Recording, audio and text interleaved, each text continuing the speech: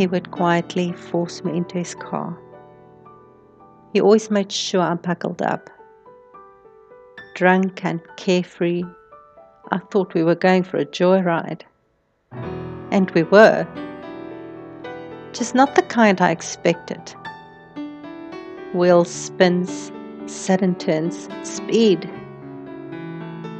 He would shout accusations at me, things that made no sense because they simply were not true.